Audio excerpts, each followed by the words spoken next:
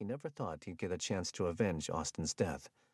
He thought he'd just protect people from having to endure that kind of anguish, that raw grief that hollows out a person's soul.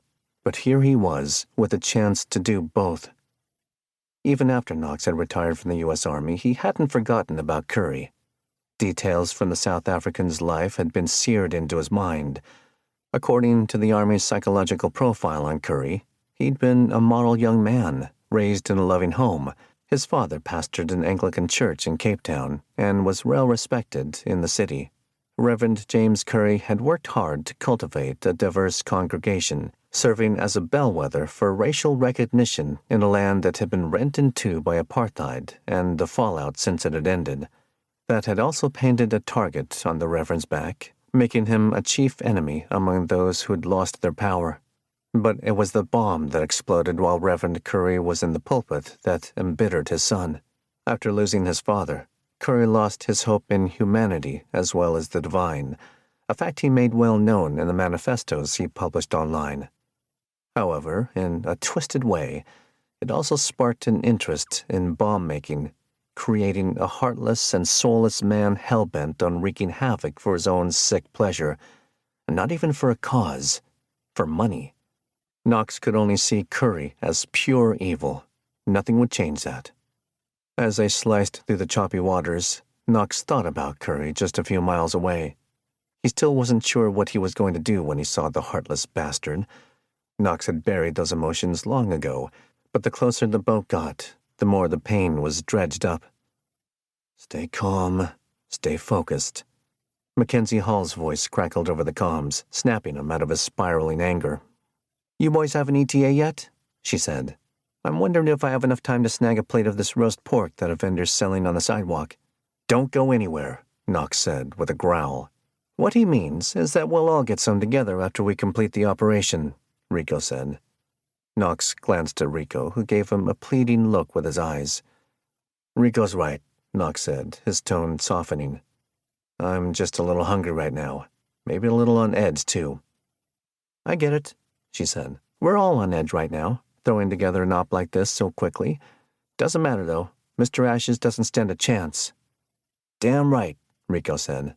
Mackenzie had been designated as a getaway driver, parking their SUV a couple of minutes away from the gated entrance to the lab. Though Banks had put her through some training, Knox knew she wasn't truly field-ready, at least not yet. She'd made great strides in the weeks since she signed on to join him on the team, but she wasn't properly trained to handle the rigors of an operation, especially the ones that went sideways. And if there was one thing Knox had learned as an Army Ranger, it was that nothing ever went as planned.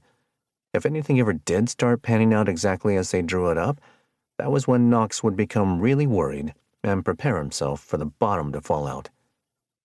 Federico Garcia, who went by Rico, was a seasoned veteran, having served alongside Knox in the Army.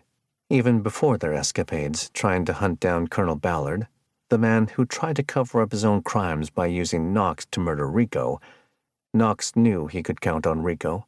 They'd forged a deep bond, one that Knox considered unbreakable, and that made for a nearly unstoppable team in the field.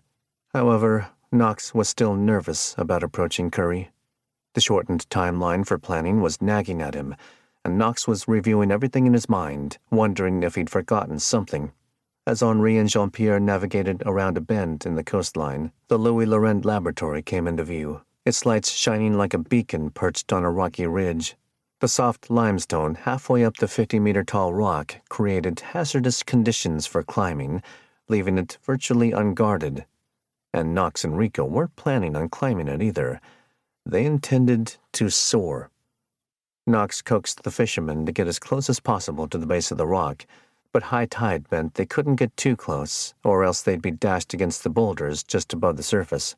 "No more," Henri said, waving his hands emphatically, while Jean-Pierre tended to the sail. "We go closer, we lose our boat." His intense gaze sent a clear message to Knox.